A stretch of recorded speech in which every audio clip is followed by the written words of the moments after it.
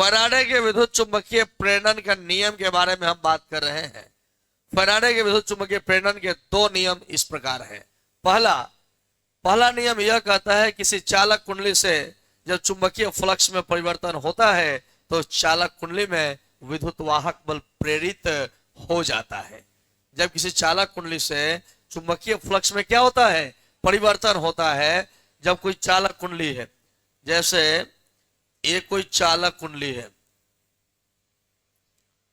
यहां पे कोई यह चालक कुंडली है, ठीक है, और इससे फ्लक्स के मान में क्या होने लगे, परिवर्तन। फ्लक्स बोले तो चुंबकीय क्षेत्र रेखाओं की संख्या।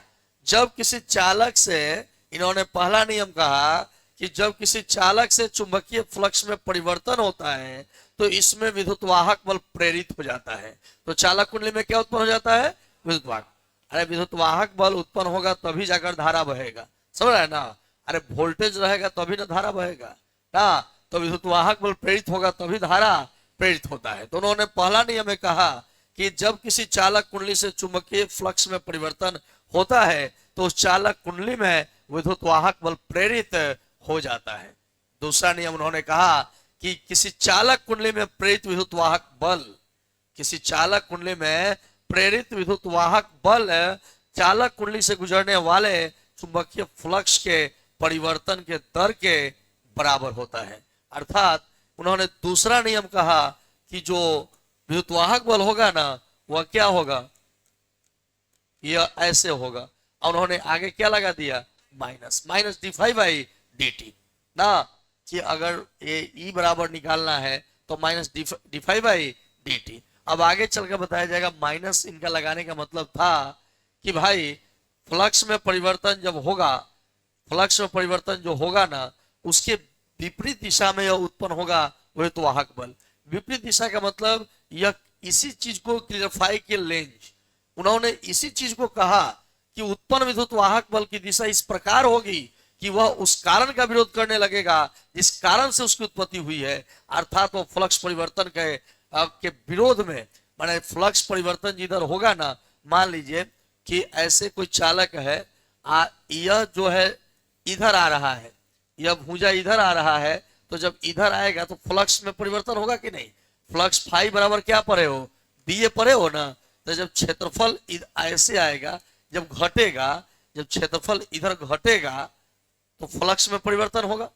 अरे क्षेत्रफल जब ये देखो फाई बराबर होता है बी ए, और जब ए का मान घटेगा तो पूरा फाई का मान घटेगा। अब फाई का मान घटेगा, जब परिवर्तन होगा फाई में तो फैराडे के अनुसार क्या उत्पन्न होगा, विद्युत वाहक बल। क्या उत्पन्न होगा, विद्युत वाहक बल।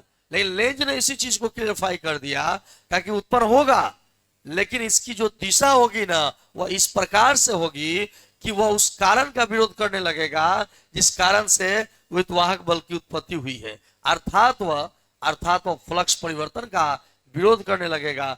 जो भुजा इधर आ रही है ना, जब विद्युत वाहक बल उत्पन्न होगा तो इसके अपोजिट डायरेक्शन में लग जाएगा। ये क्या करेगा ना, ढकेलेगा बाहर की ओर।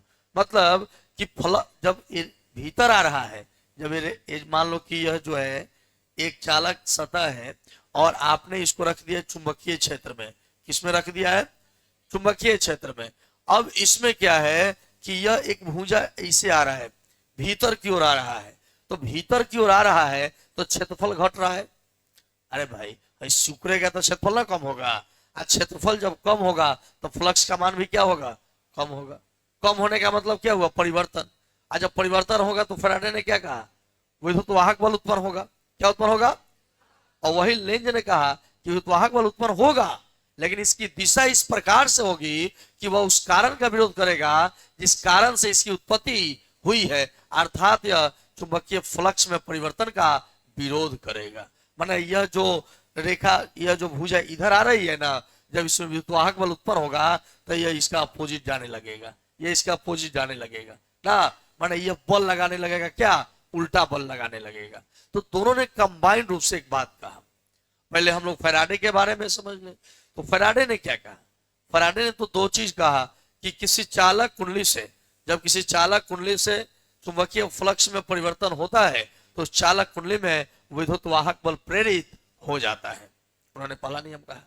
दूसरा नियम उन्होंने कहा कि किसी चालक कुंडली में प्रेरित विद्युत वाहक बल, किसी चालक कुंडली में प्रेरित विद्युत वाहक बल चुंबकीय फ्लक्स में परिवर्तन के दर के बराबर होता है, अर्थात E बराबर माइनस d∅/dt।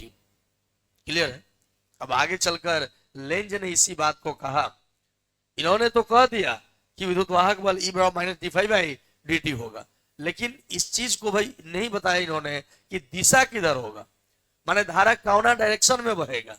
तो इसी चीज को लेंज ने कहा कि किसी चालक में प्रेरित विद्युत वाहक बल की दिशा इस प्रकार होती है कि वह उस कारण का विरोध करने लगती है जिस कारण से उसकी उत्पत्ति हुई है, अर्थात यह विद्युत वाहक बल जो होता है वह चुंबकीय फ्लक्स में परिवर्तन का विरोध करने लगता है ना।